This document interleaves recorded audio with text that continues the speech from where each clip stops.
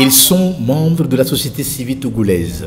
Ils ont été identifiés pour participer à la lutte contre la criminalité environnementale. Mais avant, l'Alliance nationale des consommateurs et de l'environnement décide de renforcer leurs capacités sur le renforcement des efforts climatiques et sur la lutte contre la corruption verte au Togo. C'est pour, comme je l'ai dit, renforcer leurs capacités sur les instruments aussi bien internationaux, régionaux, nationaux, qui encadrent les activités liées à la faune, de lutte contre la corruption verte et de lutte contre le changement climatique.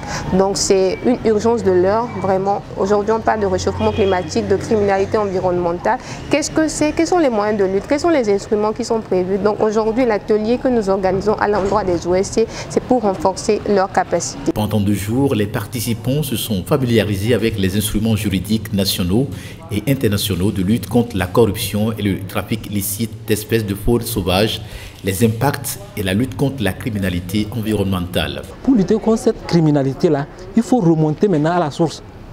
La source ici, c'est la corruption verte, parce qu'avant que la criminalité environnementale ne s'opère, il y a eu en amont la corruption verte. Donc il faut remonter maintenant à la source qui est la corruption verte. Et quand on combat la corruption verte, par ricochet, on combat en même temps le blanchiment des capitaux. Par ricochet, on combat en même temps la criminalité organisée. Par ricochet, on combat d'autres formes de criminalité qui sont générées par la corruption verte. Cet atelier fait suite à une session de formation organisée à l'intention des journalistes togolais pour les outiller sur les techniques d'investigation visant à accroître les preuves et l'exposition de la corruption dans les crimes environnementaux.